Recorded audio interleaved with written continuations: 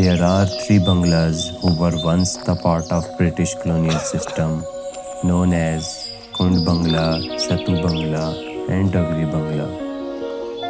And there is a city jahan se one can witness these British bungalows by just doing trekking for 3 to 5 hours. Such unfair advantage of geography is blessed to a beautiful city of Pakistan known as Abbottabad. और चारों तरफ से पहाड़ों में होने की वजह से अब्बोटाबाद गेटवे है बहुत सारे आइकॉनिक ट्रैक्स का। लेकिन उन सभी ट्रैक्स में से there is a track that takes you to a different side of Abbottabad where you can completely witness the purest form of nature. और यही सब विटनेस करने के लिए मैं इस ट्रैक को सोलो करने का प्लान करता हूँ टूवर्ड्स डगरी बंगला।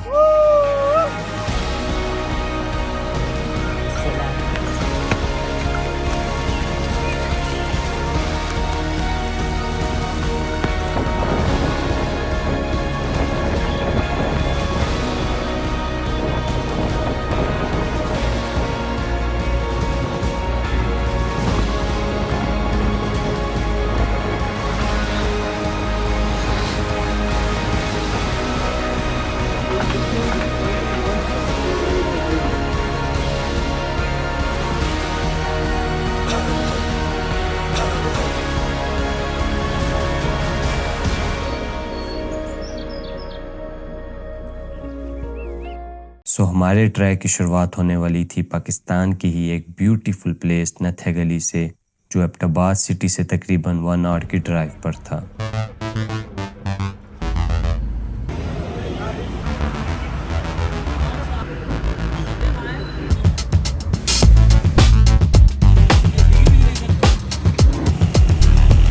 अभी 12:15 के करीब नथेगली में पहुँचे और अभी यहाँ से मीरंजानी बेस तक जाना है। मुझे लगता है 30-40 मिनट तक लग सकते हैं।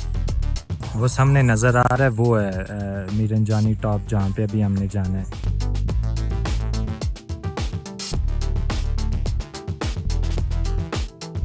क्या हाल है सिराज भाई, ठीक हो? डगरी ही ठीक हो?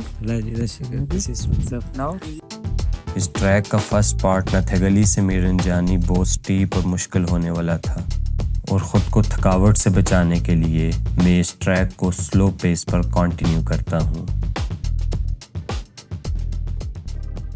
अभी 20 मिनट और हैं मीरंजानी पहुँचने तक और मेरा यहाँ पे सांस टूट गया। पानी भी ख़त्म हो गया, पता नहीं ऊपर कोई पानी मिलेगा। मुझे लगता है असल वजह यह सामान बहुत ज़्यादा है, कैंपिंग का सारा सामान, फूड का सारा सामान, फिर शूटिंग का ट्राइपॉड, बैटरीज, पावर बैंक्स, ये खाने पीने का ये सारा सामान मिला के बहुत ज़्यादा हो जाता है, जिसकी वजह से ज़्यादा थक रहा हूँ और दिल कर रहा है कि यहीं से वापस चला जाऊँ। लेकिन चलो मीरंजानी टॉप जाता हूँ, देखता हूँ हिम्मत हो जाएगी आगे जाने की, क्योंकि वापसी का तो कोई रास्ता नहीं है। लोकल आया हूँ और फिर लोकल इससे ज़्यादा ख्वारी है, जितना नीचे जाने इतना ही आगे जाऊँगा तो डगरी पहुँच जाऊँगा। तो आगे हिम्मत करते हैं। तो जब से मैंने ये ट्रैक शुरू किया मुझे कुछ डिफरेंट लगा नहीं, वही तेज़ धूप, गर्मी। लेकिन मीरंजानी टॉप पर पहुंचते ही हिमालय रेंजेस, डना मेडो जैसे व्यूज़ दिखते हैं। तो ये वो मोमेंट होता है जब रियलाइज़ होता है कि मैं अब गलियात के हाईएस्ट पॉइंट पर हूँ। अभी मीरंजानी टॉप पे पहुँचे हैं, तकरीबन 1 घंटा 40 मिनट लगे हैं मीरंजानी टॉप पहुँचने पे। तो 10-15 मिनट जहाँ पे रेस्ट करते हैं, थोड़ा लेट जाते हैं, फिर मुझे लगता है 2 बजे निकल जाऊंगा यहाँ से मीरंजानी टॉप से। और बहुत हुआ 2-2.25 घंटे लगेंगे डगरी बंगले के, 2:30 तक लग जाएंगे मैक्सिमम। वो टारगेट है कि 4:30 तक पहुँच जाऊँ। उससे लेट हुआ तो अंधेरा होने लग जाता है, फिर थोड़ा ख़तरा ज़्यादा होता है अकेले जाने में।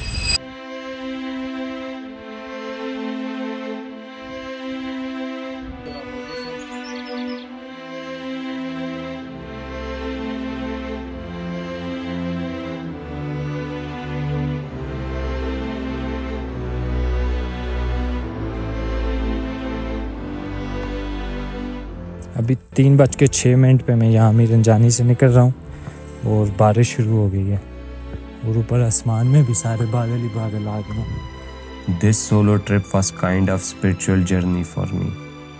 मैंने सिर्फ नाश्ता किया था और इस वक्त दिन के 3 बज रहे थे। सो आई वॉज रियली हंग्री और थोड़ा आगे जाते ही मुझे एक ग्रुप मिलता है जो मुझे पूरा बिरयानी का पार्सल बना के देते हैं। अभी मुझे अपने नवा शहर के एक ग्रुप मिले, तुकीर भाई मिले। हाँ, मेरे पास खाने को कुछ नहीं था, मैंने सोचा उधर जाके कहूँगा। फरमान भाई शुबान भाई होते हैं डगरी बंगला पे, लेकिन तुकीर भाई ने मुझे शापर चावलों का सारा शापर भर के दे दिया कि जाओ ये लेकर जाओ, आराम से खाओ। बड़े अच्छे नाइस लोग थे। अल्लाह हाफिज़। Monsoon is one of the greenest and most scenic time of the year to witness this trail. लेकिन एक सबसे बड़ा चैलेंज वो sudden change of weather conditions हैं। बारिश तेज होती जा रही है।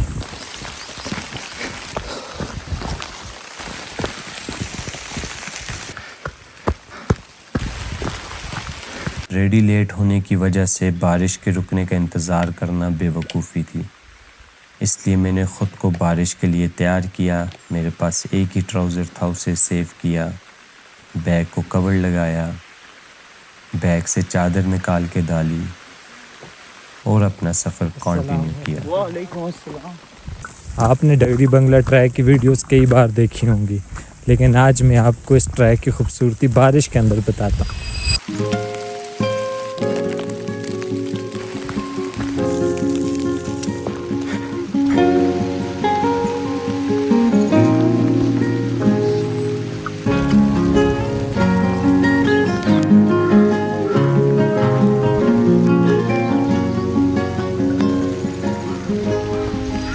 अभी डगरी के रास्ते में हम इंटर हुए हैं वैली ऑफ फ्लावर्स के अंदर।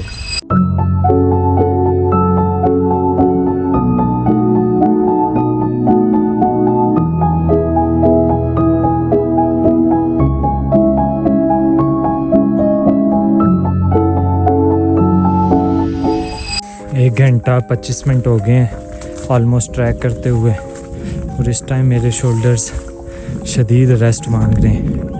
तो अब किसी भी जगह ढूंढते हैं, रेस्ट करते हैं कुछ।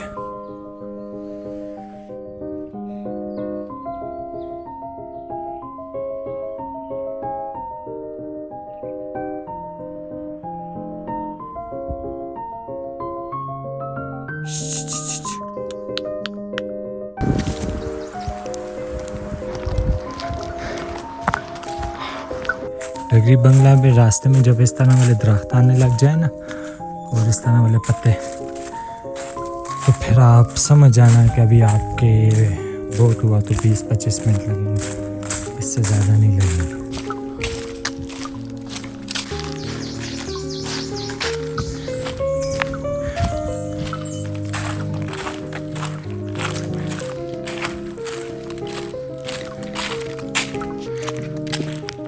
पहुंच आए हैं डगरी बंगला के बोर्ड पर।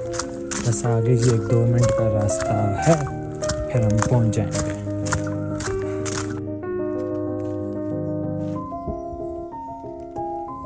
अगर स्टॉप में स्टे नहीं करना फिर आप निकल जाओ, अभी लेट ना हो जाओ, क्योंकि मेरे जाने तक अभी आपके 2 घंटे लगेंगे। शुक्र है हम पहुंच गए हैं डगरी बंगला में। इधर तो काफ़ी ज़्यादा लोग नज़र आ रहे हैं।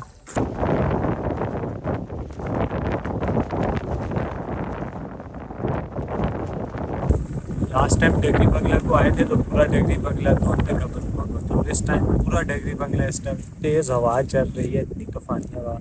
बहुत ही मुश्किल से अपना कैंप वगैरह भी सेटअप किया है क्योंकि हवा बहुत तेज़ चल रही है। तो इस दफ़ा आप जो है ना हवा वाला डगरी बंगला देखो।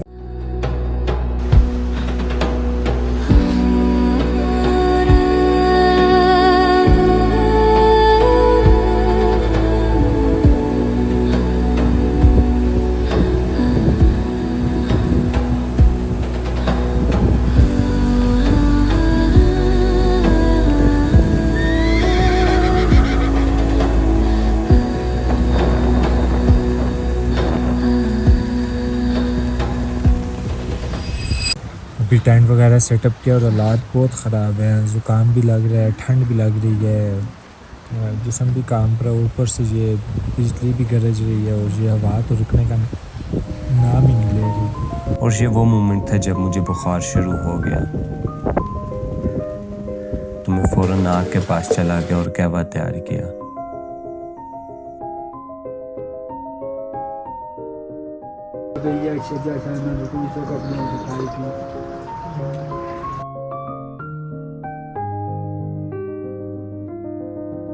You remember when I told you this trip is kind of spiritual journey for me?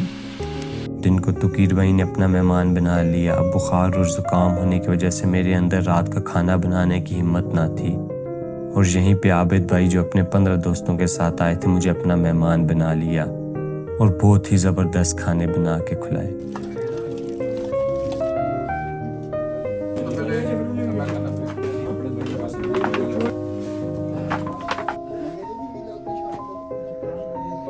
मेरी तबीयत ठीक ना होने की वजह से थैंक्स टू फरमान भाई जो यहाँ इस बंगले को मैनेज करते हैं, उन्होंने मुझे फॉरेस्ट रेस्ट हाउस में free of cost room provide कर दिया।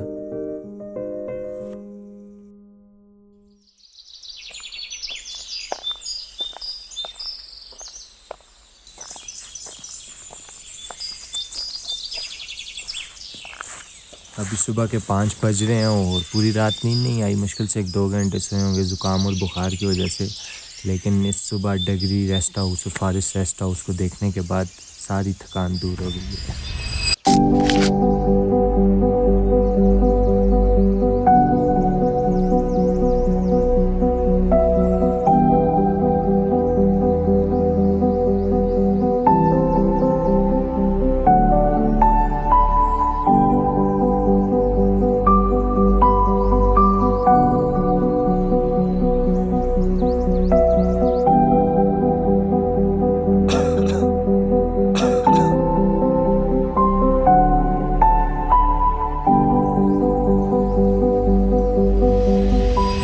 अभी सामान यहाँ से उठा लिया, बैग वगैरह सारा कुछ। अभी डगरी बंगला ऊपर जाते हैं, वहाँ पे नाश्ते का कुछ सीन करते हैं, फिर आहिस्ता आहिस्ता निकलते हैं घर के लिए।